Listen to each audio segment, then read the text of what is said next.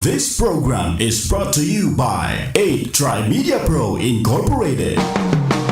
It's here, the only radio talk show made specially for all workers of the call center industry. Call Center Radio. It aims to become a platform for conversation about anything related to the call center industry. We'll have different guests every week to discuss some tips, advices, and share inspiring stories of BPO employees. Call Center Radio. Call Center Radio. Hosted by Buendia, Frank Rizzo, and Tanya Sebron. Every Sunday, 7 to 8 a.m. Only here at DZRJ, 8:10 a.m. Try Media, ang himpilan ng bawat Pilipino.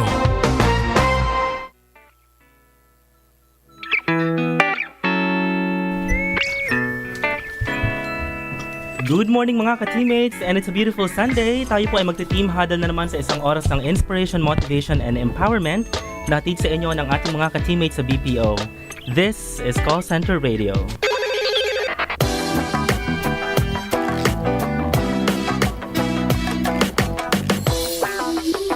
And muli sa pamumuno pa rin po ng ating founder and producer, walang iba kundi ang voice master of the Philippines, Sir Pocholo De Leon Gonzalez. Kami po ang inyong mga ka-teammates sa BPO. My name is Buendia. Ako po ang inyong call center vlogger. And I am your engineer BPO teammate, Tanya Sebron. And I am still your events host ka-teammate, the terrific host, Frank Rizzo. Yeah. Good morning, Buendia everyone. Ang saya kasi hindi na siya maulan. Lately kasi di ba Yes. nag-uulan, cuddle weather. Nakikita ko na si Mr. Sunshine. Yes, perfect. So, magkakaroon tayo ng very exciting episode today. Meron tayong mga kasamang guests. But before that, let's go ahead and announce our live streaming. Yes. And dito muna tayo. Yeah, We have text our line. text line. No? You can reach us guys at 0939-914-3988 or our hotline 412-0288 or 997-7589. And we are live over DZRJ 810 AM. And we have our website www.atrymedia.com.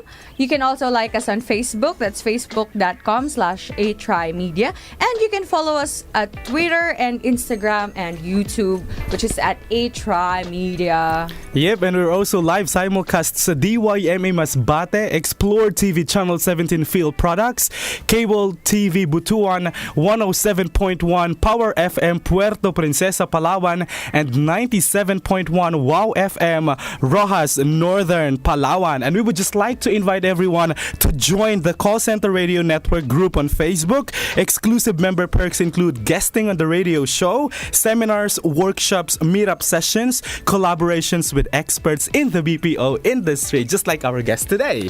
Perfect. O, diba? Very exciting. Especially, pang 12th episode na natin to today, di ba? Yeah. Super saya. And then, so, makakaroon po kami ng mga live studio audience.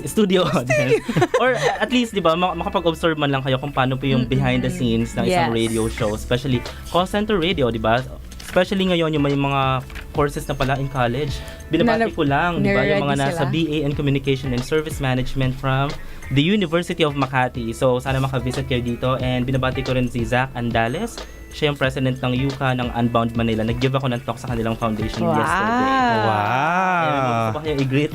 And I would like to thank yung 13,256 people na nag-like sa ating Call Center Radio page. Thank you very much for always being supportive, no, and for tuning to us every morning. Hindi madali yung 7 to 8. Gumising, diba?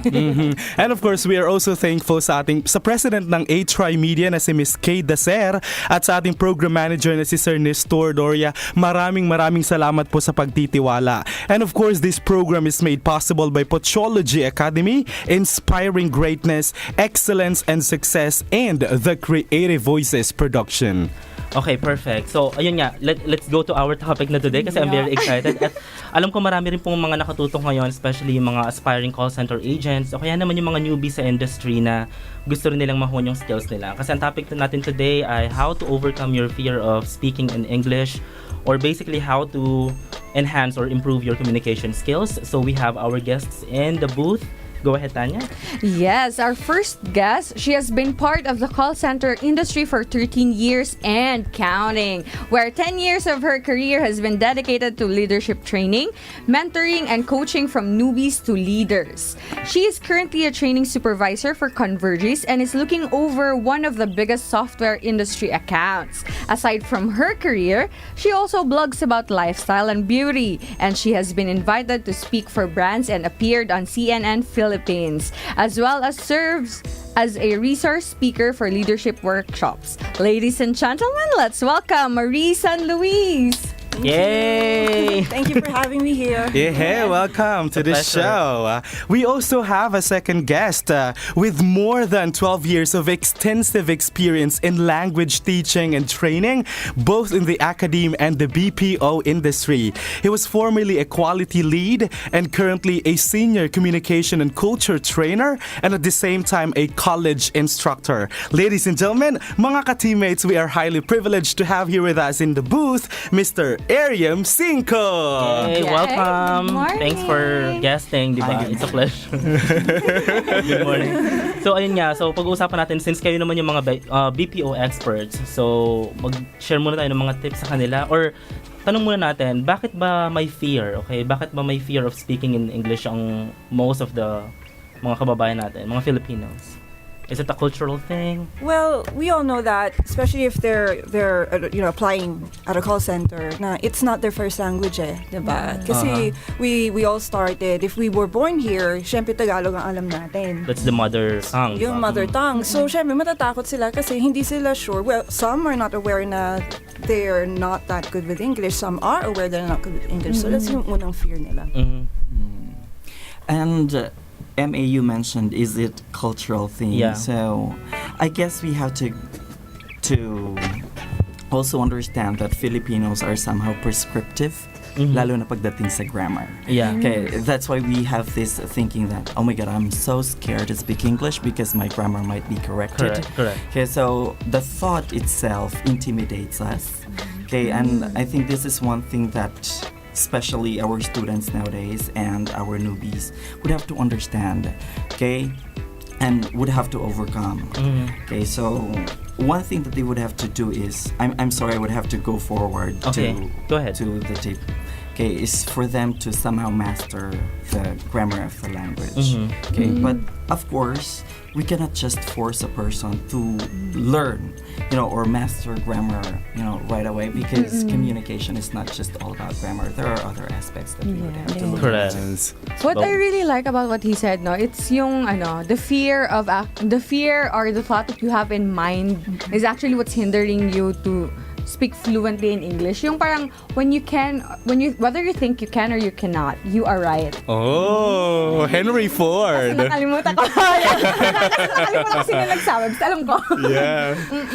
Kung nandun yung fear of embarrassment, di ba? Parang human Napapangunahan psychology. ka na ng takot. Okay naman kasi siguro nagkaroon may nag-feedback sa'yo na ang dating sa'yo nun, it's parang dinidegrade ka or humiliating, no?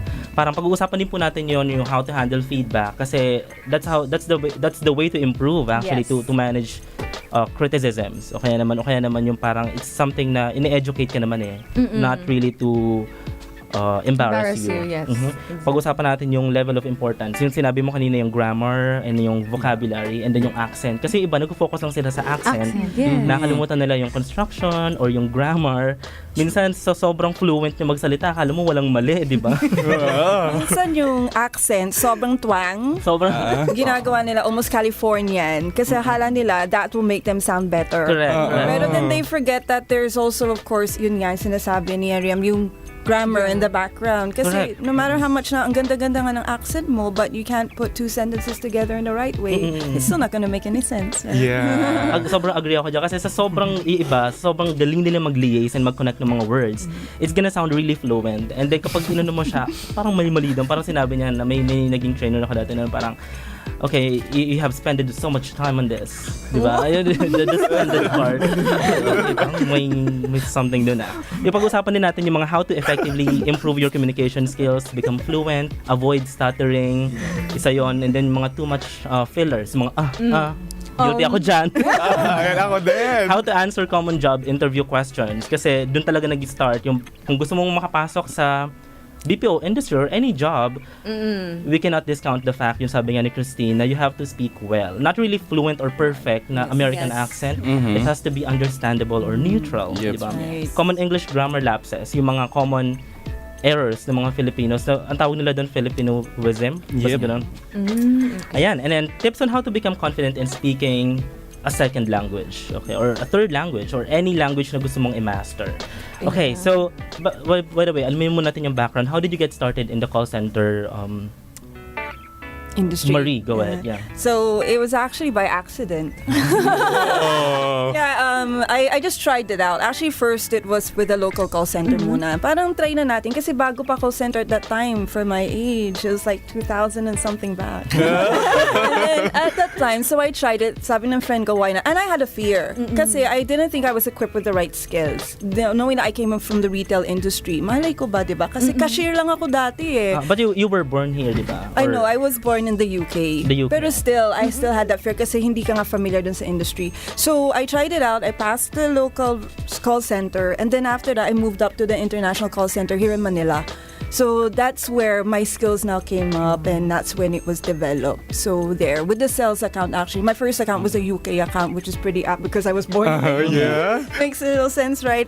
So, that's where I started to learn about the industry and how it worked. Okay, yung nasa local industry or local call center, you speak in Tagalog all the time or Filipino, di ba? Actually, that's a good question. Kasi that's what they think, di ba? Kasi sa interview, they think, sige, Tagalog tayo kasi total local naman. Local, yeah. No? Pero hindi, because the interview even speaks in English kasi they have other accounts that they may actually filter you for. So that time, okay. when I got interviewed, he was offering me an international account because the interview was solely in English. So when he saw that, siguro, feeling niya magaling ako. Correct. Right? That's when, but I went with the local account. Pero do we speak English in the calls? Not always, lalo when I get bored. I'm so guilty. It's a very boring job to be in the local telco. Paulit-ulit eh. So I would actually get on the phone and come up with a British accent. Yeah. And then I used my name back then was Naomi. So imagine, akala nila, pwede pong Tagalog. Okay. Ayun. So, May mga callers naman talaga na minsan ni-intimidate sila. Yes. Tapos mag-a-adjust ka na rin sa, saan ba siya mas komportable, Tagalog or Filipino. Okay. And then, kausapin natin ngayon si Ariem. How did you get started sa BPO industry? Okay, actually, I didn't have the intention to join the BPO industry. Accident din? Hindi naman siya accident kasi before when I was starting, okay, I thought that I would not really survive in the business. All of us, Yes. thought that way. Kasi I'm a teacher by profession. Okay, so I felt that I really belong to the academe. So I started out as a trainer. Okay, and I started teaching, and then nagpalipat-lipat ako ng training centers, and then I had the opportunity to teach call center English. Correct. Right, and then when I gained experience, the call center called me and said, we're looking for a trainer. And I said, I don't have experience in taking the BPO. calls. No, yeah, because I've never experienced as an agent. So when I joined the BPO, I started out as a trainer right away. As a trainer. Yes. In your case, you started as an agent and Yes. then you transitioned into becoming a comm coach or a trainer, di ba? Yes, I was promoted within the industry. For all the companies that I joined with, it was always in that case. I wanted to start as an agent because I felt that growing within the company just lets you understand. Because companies are different. Yes. Each and every BPO is different. You go to another BPO, the cultures are different. No Yeah. BPO culture is the same. Ano yung industry na pinanggalingan mo before ka nag-BPO? Retail. Cashier ako sa Cashier, department store. In the UK? No, Or here? Tapos ang first job ko ever was a receptionist for a talyer. Pero receptionist social pa rin yun. What's talyer in English ba? Talyer. Yung Repair gumagawa shop? ng- yes, the car something. repair shops for car aircon. Yun yung first job ko. on. Napaisip Still ako. involved in speaking. Kasi when you're a cashier, you still get to talk to your Or customers, receptionist, diba? Lalo na. Ariem naman on the other hand, talagang speaking na because he is a teacher. At saka teaching, training, talagang related. Nandun talaga yung passion mo for teaching talaga. That's right. Diba? Pero ang pag-usapan din natin today, yung paano nyo na-improve or na-enhance yung communication skills. Kasi, well, in your case, nasa UK ka naman, so English naman talaga yung parang medium of communication nyo doon, diba? And then, marunong ka pa rin mag-Tagalog kasi nagtatagalog kayo sa house? Or? Yes. Of course, yung mom ko, she would speak Tagalog. And I had some Filipino friends in the UK, so meron naman kaming language, although mali-mali din yung Tagalog namin. So when I got here, I realized na mali yung language ko na Tagalog. But in terms of English, because UK has a different way of speaking. Yes. Diba? It's Spelling as well. Spelling as well. I had to transition that, especially to adjust to the training needs. Kasi hindi naman lahat ng account na hinawakan ko was UK-based. So most of them were actually US-based. So I had to adjust and I had to learn how the American English is like. So that's what I needed to, of course, still keep learning. Hindi yung pwede, porque marunong ka ng English, that's it. Yeah. Pinag-aaralan talaga yung language. Even the Filipino language, marami rin tayong mga lapses doon, like the nang, di ba? Rin, din. Hindi lang natin siya pinag-aaralan ng sobra kasi it's our language. Parang tinitake for granted natin siya. Just like the UK people, di ba? Pag nag-i-spell sila ng mga your, medyo minsan pet peeve mo talaga yun. Pero hindi nila pinag-aaralan yung grammar ng sobra kasi nga it's their language. It's their first language. So, ikaw naman, Ariem, since you started, AB... No, I didn't. My journey is quite ironic because I did not major in English. I finished BS Biology and Mathematics. Pero ako yung tipong trying hard. So I came from the province. I didn't know how to speak very good English until I arrived in Manila. So pagdating ko ng Manila, sabi ko, napaka-competitive ng lugar. So It is. I think I have to compete freely with the people around for me to survive. So I said, I have to practice. So sabi ko, wala akong pakialam sa sasabihin ng tao. Magpa-practice ako ng English ko. Perfect. So having that mindset, I would speak English all the time. But I knew in myself then that my grammar was not great. Yeah. But you know, along the way, I realized that, okay, my English has improved because I would always ask people around, especially those who would speak very good English, kamusta yung English ko today? I would always Today. Yep. Then tomorrow, iba naman. Yes. I would That's very always nice. because I always assessed myself Daily. back then, daily, and especially I had the chance to work with native speakers. So yung routine ko nung nagtuturo ako ng ESL was to speak with the native speakers, and I would ask them, kamusta yung English ko today? Wow, that's In very Tagalog mo nice. sila ina. No, definitely right. I would ask them in English, of course, and then I would ask them, how's my accent? How's my grammar? Self-awareness talaga kasi yung key Yes. doon. di ba? Yes. That's a good thing, taking the feedback of the people around you kasi they will be the one to tell you kung may mali sa mga sinasabi mo. Yes, Sometimes you are very confident with the way you speak pero may mali pala until somebody tells you na, hey, mali yung ano mo doon, grammar mo, mali yung pronunciation and all that. Tsaka people na, yung iniisip nila na people who tell them good stuff lang are actually true friends. No, actually they're not quite confident enough to tell you na there's something wrong about you. So you Correct. must appreciate those people who are honest enough to tell you na medyo may off dun sa sinabi mo or kailangan mo mag-improve on this. Kasi ngayon, people are so sensitive that they think na ay, nangungutya lang yun, something They personal feel offended, di ba? Or parang tinitake nila yung positive, actually, constructive naman yung Yes. feedback, tinitake nila negatively. Yes. So, isa yun sa mga way talaga para ma-improve mo yung sarili mo. It's be open and then parang pag-gym lang din yan, di ba? Get a gym buddy, yun talaga i-inspire ka, Accountability di ba? mo. Na ako, I appreciate people who have the audacity to tell me that I'm doing something Yes. wrong. Yes. Kesa naman yung iba na, siguro dahil because of my personality na parang they find me intimidating na di ka na lang nila sasabihan ng feedback. Kasi baka isipin nila na sa MA parang something yan. Pero appreciate those people who give you Yes. feedback kasi it's not really easy, di ba? Diba, we discussed it before, diba? Feedback should be taken as something constructive. You can only say that it is something personal kapag ikaw na as a person yung ginudge nila. Yes. That's judgment. But Correct. constructive feedback is actually giving you something objective dun sa mga ginawa mo, whether it be your attitude or a manner of speaking, pag medyo objective yung pagkabigay nila, that is something that you should take in positively. And being in the BPO, kapag ka nasa floor ka, may mali ka lang masabi, notice na kasi lalo pag tahimik yung pag-avail time. Kagaya nung katabi ko nung last time, I'm hearing you na, can you hear me? Diba? Yun yung kasal sa kanya. Yung dating co-agent ko, ganyan din siya, sabi nung, can you unplug the cable at the back of this chemical? Tapos sinabi niya, I'm scared, sabi nung nung customer. Don't scared. Ganun, with conviction to ha. I mean, ang dami pong bloopers sa call center talaga na, di ba? Pero the only way to improve is to keep on practicing. Yung kagaya nga nung shinare nung coach namin noon, parang ang mga Filipinos daw, mag-i-improve sila in English if they learn to use the ano ba tawag doon? Yung kailangan aware ka, okay? Self-conscious ka dapat. Conscious ka na dapat mali yung preposition, and then you correct yourself, and then you keep on practicing. Kasi it's one thing that you keep on listening to podcasts or watching English movies. May enhance nun yung listening skills mo. Pero if you keep on speaking with the native speakers ngayon, sabi ni Ariem kanina, doon talaga may enhance na okay, dapat pala ganito yung pag-pronounce.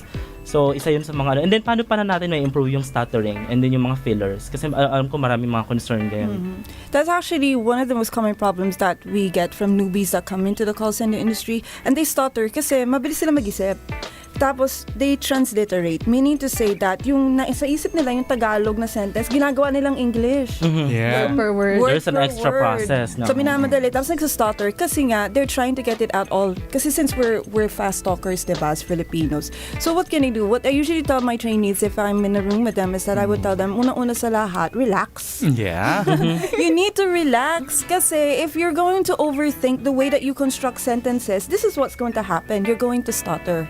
Right? And then the fillers will come in because ang dami mo na sinabi, yung incoming na sentence mo, hindi pa buo. Yun fillers, right? Yeah. So the first thing that they really need to do is to calm down when they're talking in English. Relax lang and just know that if they make a mistake, it's fine. Kasi they're scared to make a mistake, and that's why they place in also the fillers as well. That's right. And for them to really avoid fillers, one thing that they would have to do is before they open their mouth, they have to make sure that there is already a clear thought organization. Complete thought, yeah. Pero organizing one's thought is somehow difficult, especially for someone who lacks the skill to speak, or who lacks the skill in the language.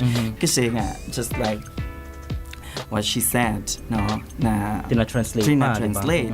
But we can't really avoid that. You know, for some people, sinasabi na, hey, don't think in Filipino, think in English. But we cannot help it because this is how these people were trained, or ito yung nature nila, nag-iisip sila sa Filipino. So trainers have to be more patient. That's right. Yeah. Kasi dapat alam nila na nagtra-transition. Kasi one thing, kaya sila hindi nag-iisip in English because they don't have that rich vocabulary. Okay, so one thing that these, newbies would have to learn is enrich their vocabulary, be more familiar with the language, learn the structure of the grammar or of the language, para pag nag-organize na sila ng thought, they won't have to think in Filipino and then later on translate in English. Kasi ang danger noon, yung nag-English sila but they sound Filipino pa din. Oh yeah, okay. Right? Alright, diba? Great tips. So, pagbabalik po natin after the break, we will talk about yung mga tips on how to answer common job interview questions, and then iba pa pong mga advice sa kung paano natin ma-enhance ang ating communication skills. Okay? Time check in the Philippines, it's 7:21 a.m. Stay with us, mga ka-teammates. Ito ang DZRJ 8:10 a.m. Try Media, ang himpilan ng bawat Pilipino.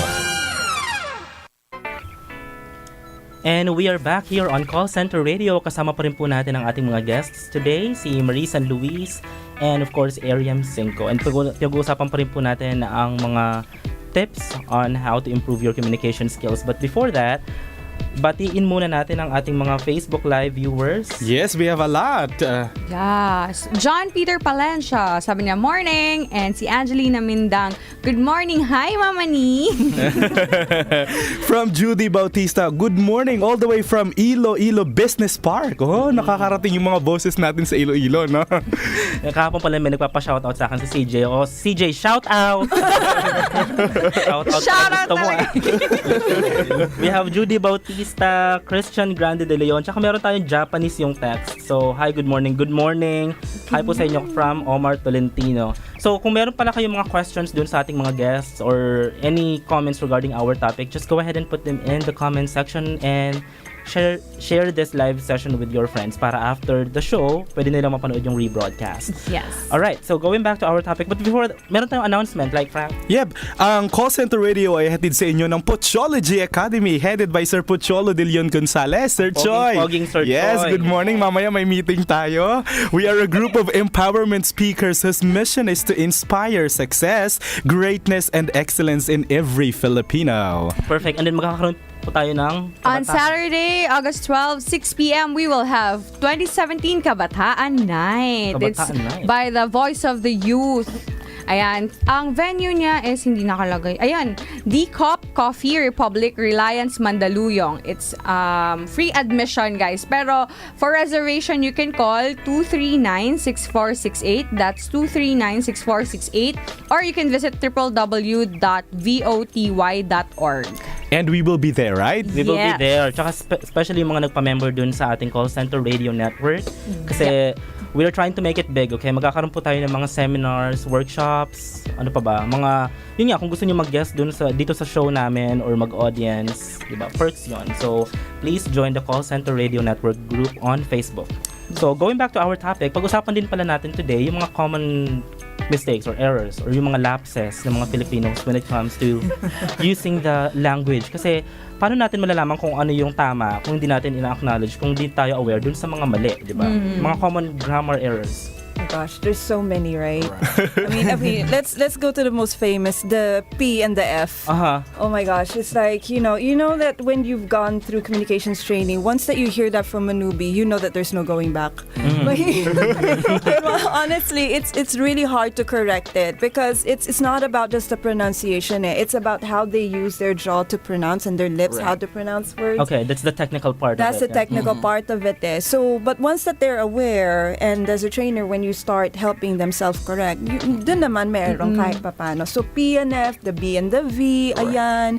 And then the prepositions. Yan talaga yung mga favorite ng Pinoy talaga when it comes to mistakes. Yeah. Prepositions is always the most common. Right, but one thing that is good about Filipino English is that it has rhotic accent. So our accent is closely patterned to that of North American English. So it is a lot easier for Filipinos to actually learn the accent. Okay, kaya yung iba minsan nagfi-fake ng accent. Yeah. Right? So you'll be surprised na minsan, Pinoy ba kausap ko? Yeah. Diba? Pero how would I say that? Hindi ganun yung accent is not everything though. So we'd have to look into the structure of the language. Okay, so eto na yung grammar and dito na yung mga did plus 8.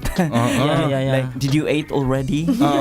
Did na past tense pa. Did na plus past tense. Okay, but just like what I mentioned earlier, MA, these people would have to learn the difference between an error and a mistake. Kasi minsan, etong mga trainees, yung newbies, they punish themselves. Yeah. Parang they're being too harsh to themselves na mistakes lang naman yung nakakommit nila. Hindi naman talaga error, but they feel bad. What's the difference between a mistake and So, an error actually in linguistics, an error is something that the speaker is not really aware that he or she is making. Okay, this is because the person doesn't have the knowledge, okay, or understanding of, say, the rules of the language. Okay. Pero yung mistake, ito yung mga slips. Right. So there is a chance na yung mistake nakukorrect ni speaker niya mismo without being called out. Yeah, okay. So pag ang tao alam naman na, oh, I'm sorry, I meant this. Yeah. So it means it was just a mistake. So yung mga tao naman na nagbibigay ng feedback, dapat alam nila na mistake. Para hindi naman na-hurt yung tao Yeah. na binibigay. Common issue siguro doon yung like, kung di ka aware, like normally Filipinos, they don't know na walang plural form yung feedback, equipment, Yes. di ba? Pero since Furniture. Filipino kasi English, and then pag ginugol mo kasi, marami namang entries talaga na, like yung advices, di ba? Ako, nalaman ko lang din na, nga, wala palang plural form ng advices. It should be pieces So, of advice. Correct, kasi wala siyang, ang tawag doon? Non-countable. Yeah. May ganun siya. So, ang tawag doon, error. Kasi you're not really aware. Yes. Okay? Kaya naman you're accustomed to it. Kasi nga, because everyone's doing it. Or in the Filipino culture, tama naman na siya. Naintindihan mo naman, di ba? And then, the thing with Filipinos kasi, di ba? Parang nandun yung smart shaming na parang, yun lang, papalakihin mo pa. Diba yan? Masyado tayong lenient or tolerant na hindi natin ina-acknowledge na why not just do something right? O kaya naman, kahit yun man lang, do not take for granted the seductive power of a correct, perfect grammar. Not really super perfect, but it's like decent or proper. And I like what you said, MA, kasi ang grammar really came from the word glamour. Glamour. So, pag maganda ang grammar mo, yung speech mo is glamorous. Yeah, at saka nakaka-attractive talaga, no? Yes. When someone, especially sabi nga nila, ano tawag dito, yung light travels faster than sound. So minsan, kapag nakita natin yung, ang ganda-ganda naman niya, ang gwapo naman niya, ang ganda ng bihis niya. So, normally na attract agad tayo. And then, pag nagsalita na, di ba, that's the sound. Yun ang parang kung sana naging Hindi ka na nagsalita. Marami, even celebrities, di ba? Kasi we are currently studying voice acting and dubbing.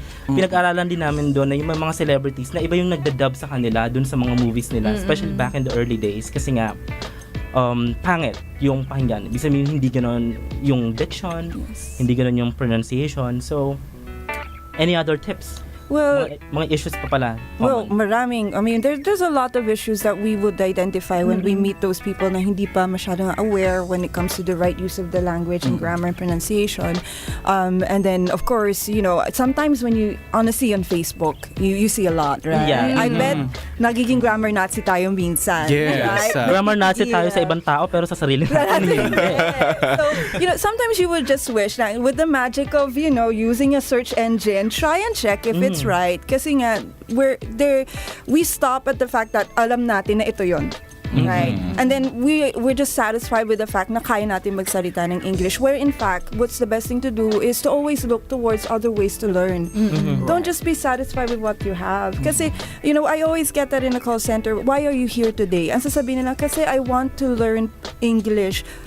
Teka, wait lang, kasi alam ko, this is a company, not TESDA, Yeah. diba? Kasi, Not a training center. not a training center. If that's something that we wanted to do, we can always enroll. There's a lot of short courses, diba? That's right, Marie.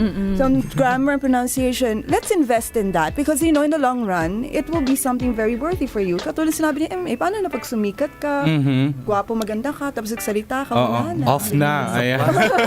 Saka yung sinabi kanina ni Ariem na parang in-acknowledge niya nga na, okay, competitive yung industry and it gets more competitive and more competitive. that's Diba? right. Hindi naman sa inaano natin na yung iba kasi very patriotic in a way na parang mahalin mo yung sariling wika. No, we are not really dismissing or parang hindi naman sa kinakahiya natin yung Tagalog or yung Filipino. Pero ina-acknowledge natin kasi na we are in a global world. Yes. Diba? Yes. To be competitive and syempre, edge mo na rin yan doon compared doon sa ibang mga applicants. Yeah. Tsaka in fact, they often say na if you know your mother tongue quite well, mas magaling ka magsalita in English dapat You just have to brush it off na hindi siya word per word translation. And yung thinking na mutual understanding doesn't necessarily mean it's correct. Correct. Dahil nagkakaintindihan tayo, tama na, hindi. Kasi minsan yung understanding, darling, it's cultural. Yeah. Just because we speak the same language, magkakaintindihan talaga. Yes. Yep, sometimes gestures, it helps as well, ano. Sa call center may tinatawag tayo yung that famous line sa modeling, today you're in, tomorrow you're out. That's right. Yeah, and if you want to survive in a very competitive environment, you have to upskill. Upskill, Diba? correct. Keep Kasi on we are all improving. dispensable unless you keep learning. Yep. And I'd like what Marie said a while ago yung sa FB post kasi a while ago we were just focusing on our speaking skills kasi means writing skills is also very important because in the call center it's not just people na voice, may mga email, may mga chat accounts tayo. That's why it's also important for us to really learn the grammar, the subject verb agreement. Ayan, lalong-lalo Very na, basic no? yon, di ba? Yun, isa yun sa pinakamagiging edge mo. Pag-aralan mo na lang talaga yung kung ano yung singular, plural form. Diba yung mga part din naman yun nung elementary kayo? Part Parang siya. review na lang siya. Yes. Diba parts of speech? Yun, you try to go back to the basics because yung foundation mo, if it's strong, Yeah. then you will come out very strong dun sa language, lahat. Yeah, and of course, pag-aralan mo rin yung mga common slangs or mga Yes. idioms. Kasi, especially minsan, like yung kahapon pinag-aralan namin, we were trying to translate a line in English into Filipino. Meron dun yung a cup of tea, meron dun translate na ng tasa ng tsa ako. Something like that. And you know what, having that said, MA, I had this interviewee na talagang nag-translate siya. Sabi ko, Literal. Literal. So, tinanong ko siya, so, how did you prepare or what preparations did you make for this interview? Biglang sagot sa akin, to tell you honestly, I did not prepare for this interview because this is like a punch in the moon. Like, seriously? Suntok sa buwan. What do you mean by punch in the moon? Suntok sa buwan pala yun. Yeah, oh my God. Oo, diba? Kasi napadaan lang daw siya. Yeah. Nakita It's lang really daw funny niya. though, dahil diba? Hindi ko mapigilan sarili ko, nag-excuse talaga ako. Na parang, Well, for the information of everyone, Ariem did one of my interviews sa current company ko. Yeah. So, talagang... And then, syempre, pag during the interview naman, alam mo na agad kung pass or fail na yun. First question pa lang, the way you introduce yourself. Yes. That's it. Pag-usapan din pala natin yung job interview questions. How should they handle interview ba in the first place? Marie, how did you handle your first interview nun sa industry when you were starting? First interview, well, number one, I just thought of being casual about it and not overthinking Yeah, it. like you're just talking to a friend. Yes. Think of this person as your friend. Kasi pag iniisip mo siya na, naku, ito yung mag-hire sa akin, ayan na yung the punch in the moon comes along. You're trying to impress the Correct. interviewer, and then you're trying to come up with all of these words. Na, yun nga sinasabi niya, ang Filipinos, with the limited, capability of vocabulary, dito na yung pumapasok yung transliteration eh. So, be relaxed, be yourself, and then just go and answer the question as you think that would be best, as though you're talking to a friend. Right? Be authentic, di Be ba? authentic. Don't talk about something na you don't know by heart. Kasi kapag pina-expound sa'yo yun, can you Right. tell me something more about Harry Potter and then you haven't read any book ng Harry Potter. Di ba? Doon pa lang parang, okay, you're fooling me na. That's right. Yung mga common interview scenarios I had mo. this interview. Tapos, I read the curriculum vitae. By the way, it's vitae, it's not vitae. Oh, diba? We learned something. All my life is a lie. It's not pronounced as vitae, it's pronounced as vitae. yung kakao ba, it's kikeo. Is it kikeo? I think it's kakao lang. Ako, yun nga eh. Oo, para hindi magulo, kokwa na lang. Chocolate, ganun. Kasi diba, yung... Oo. So, I had this interview, tapos, syempre ako, pag nag-interview ako, before, nung ginagawa ko pa siya, binabasa ko yung resume. So, ang gagaling ng words. I think fully refined. So, parang nagdududa na ako. Siya ba talaga ang sumula? Yeah. So, tinanong ko siya. So, darling, ganun pa ako magsalita. Darling, what do you mean by sense of justice? May sense of justice siya. Sabi niya, sinulat ko yun. So, what I'm trying to say here is, make sure that when you submit your resume, make sure na ikaw yung gumawa. Okay, so... Kasi yung iba, they just depend on other people to do these things for them without them knowing that the questions would actually come from the curriculum vitae that they would submit. Okay, so... How would you pronounce resume? Is it resume? It's resume. Yeah. Okay, so they have to learn and make sure that they do not memorize their answers because the tendency is for some people now, especially, I'm sorry, okay, for the newbies, they would ask people around, how are you going to answer the question? Yeah. And we are They would trapped. rehearse. Yeah, they would rehearse. So I don't want that these people would be giving out canned responses. Canned, okay. Yeah. But it's organic and Yes. casual, diba? Yeah, so diba, marami pa tayong pag-uusapan right after the break. So time check in the Philippines, 7:40 a.m. Stay with us, mga ka-teammates. Ito ang DZRJ 8:10 AM. Try Media, ang himpilan ng bawat Pilipino. Downstairs. Oh, let's make Nagbabalik pa rin po tayo dito sa Call Center Radio. Kasama pa rin po natin ang ating mga guests, Marie San Luis and Ariem Cinco. And pinag-uusapan natin ngayon ang tips on how to improve your communication skills. And so far, ang daming mga Nakatutok sa atin ngayon via live Facebook feed. We have Ryan Kevin De Ocampo. Kahit may experience ka na, pag nag-interview ulit, bubulol ka pa rin. Pero pag on-call ka na, ang fluent mo na. O nga, pinag-usapan din namin na ba't pag nasa call yung mga agents or ba't pag meron silang headset, their English actually improves or parang yung accent nila lumilevel up. It's like a switch. I seriously have switch, diba? a trainee before that was like that. Like, pag nasa training room, it's like 0. But when they puts the headset on, seemingly may magic. Oo. Nandun yung confidence mo, di ba? Tapos parang lumalabas yung mga words. Parang ano siya, comfort zone or ano man tawag doon? Siguro nga kasi, di ba, it boils Trigger, down diba? to natatakot, hindi ka na natatakot na merong mag-judge sa'yo kasi feeling mo, ikaw lang tsaka yung customer yung nakakarinig sa'yo.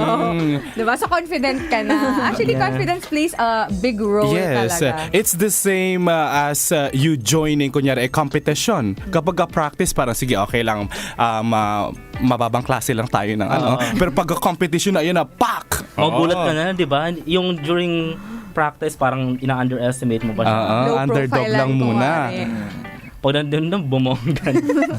Nakatutok din sa atin si Koy Jadan. Sabi nga, hadan ba to? Okay, sana meron din kayong topic for non-voice accounts. Yeah, we will have. I mean, actually, nagkaroon kami ng mga episodes doon. You can go ahead and watch our previous episodes. And then we also have Dinky Barce Amador. Good morning daw. Amy Laureles Thought Organization. Yeah, great tip. And then, mabuhay po kayo, Rick Reyes, People's Tonight. Ito lang, may sabi kasi si Burns actually, na people commonly has problem with subject-verb agreement.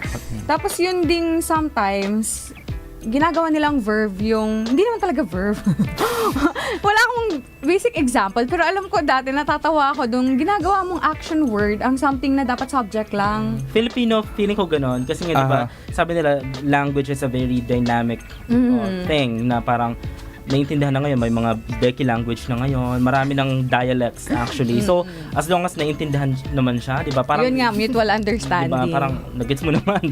And then you will just put open and close yung parang apostrophe. Tapos okay na yun. Yeah, I remember nun dati parang may fashion show or I think Star Magic Ball ba yun. Parang may in-interview sila actress. So sinabi niya, wow, ang ganda naman ang gown mo. Okay, mag-fashion ka naman. And then rumampa naman talaga. Yung mag-fashion, ang dating na nun sa kanila is Rumampa na. Mag-rank. Diba? That Mag-fashion is ka naman. subject.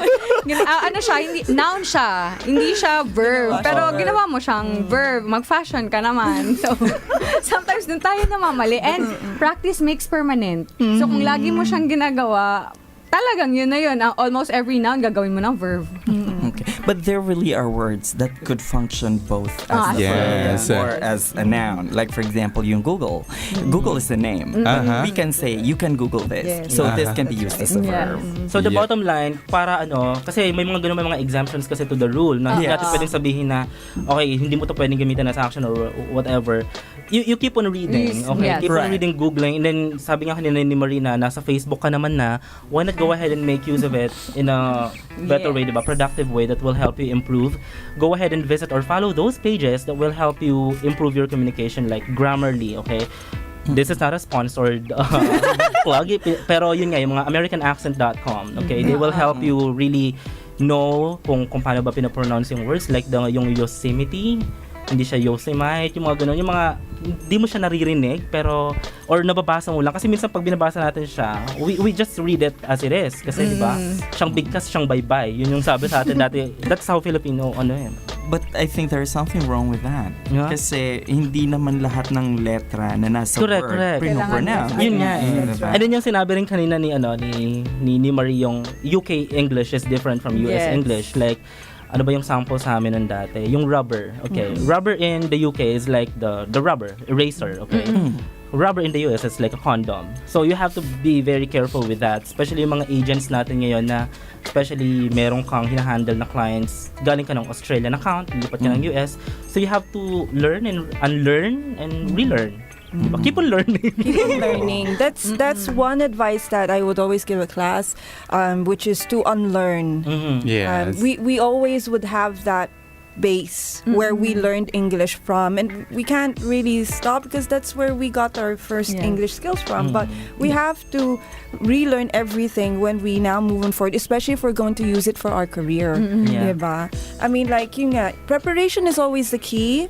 And like what Ariem said earlier, like especially sa interviews, because I remember I used to also interview for another company, and then back then he was applying for an international account, right? And I was asking him questions in English, pero ang sagot niya lagi sa akin Tagalog.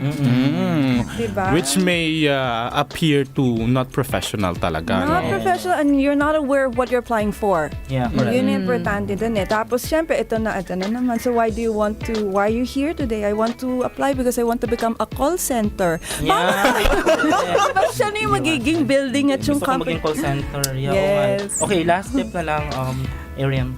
Ano lang. Okay, if they would really want to be very good at communication, okay, should I say communication? Okay, the stress must be on the K, not on mu. Okay, because the word ends in T-I-O-N. Para ano yun, yung ceremony? Oo, naririnig natin yan yung ceremony. Oo, na dapat ceremony naman. So, one thing that I could advise, okay, especially to our newbies or to those aspiring call center agents is really one, just keep on practicing. Okay, speak. 2, read.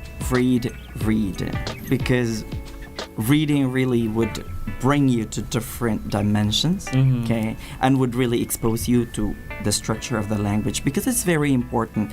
Okay, if we're going to talk about the levels of importance, it is very important that you have that strong foundation. Okay, hindi naman puro tuwang ka lang. Correct. Diba? So, dapat alam mo kung paano mag-string ng sentences together. Yung some people kasi, yung strength nila, it's on written English. Yung speaking na take for granted nila. Yung iba naman, speaking English, and then yung written, doon naman sila mahina. Diba?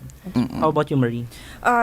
Definitely, like I would tell everyone that wants to join the industry, in the BPO, don't come into the industry thinking that the industry will teach you what you need to know. Right? Prepare ahead of time. If you really want the job, then invest in yourself. Kasi yung i-invest mo, hindi man para dun lang yan. It's for yourself. Right. And yourself as a person. So, to widen the vocabulary, definitely read. Don't do the pocketbooks. Oh my gosh, the 15 pesos in the Bilao. Diba, ang hilig mo sa pocketbooks, or mahilig ka, what is that app that's on the app where they write yung mga sarili ng books?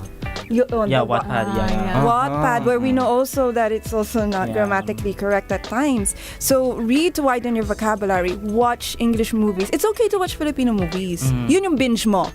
But if you want to develop your language and understand how, foreigners talk, then watch, of course, movies. Harry Potter, I always suggest. Kasi there's so many different accents in that movie.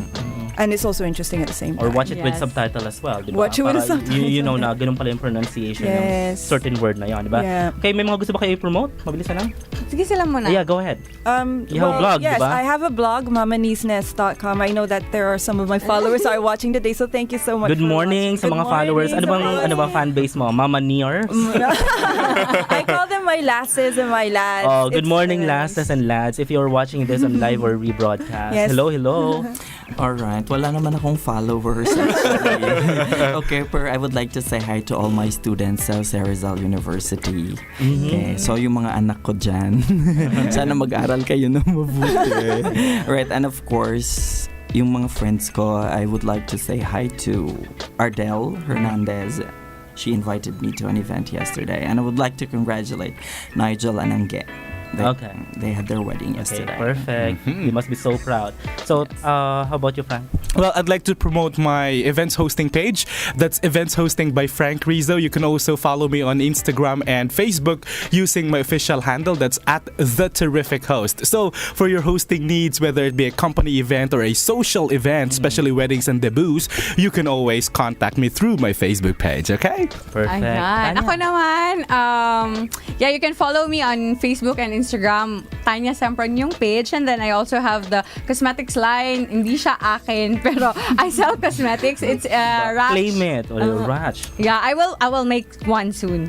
Pero it's on Ratch sa Instagram and Facebook as well. And then follow nyo rin po sa akin mga social media, Tanya.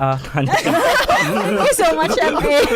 Okay, follow nyo po ako sa social media. It's MA Buendia on my YouTube as well, Yes. MA Buendia HD. Please subscribe because I'm uploading call center or BPO related videos every week, every Monday actually. Ayan. So, Tsaka yan. guys, keep on Liking. sharing and please promote yung ating call center radio na page because nakakatuwa yung 13,000 na tayo. Correct. Diba? For any relatable content sa mga BPO or Yes. call center, please follow us on Facebook. And So just one more, Go ahead. MA. Yung family from Converges is also watching us today. So Perfect. they've been sending me screenshots. So thank you so much for everyone who's watching from Converges. Converges, hello. And then yung family ko. Yeah, sure, go ahead. I would like to greet yung ILP babies ko. ILP means? It's Initial Learning Program. Wow, perfect. Yung ESL kanina yung English is a second language. So bukas magkikita-kita kami ulit and they're going to have their impromptu speaking exercise. Or you will actually watch this episode with Well, hopefully.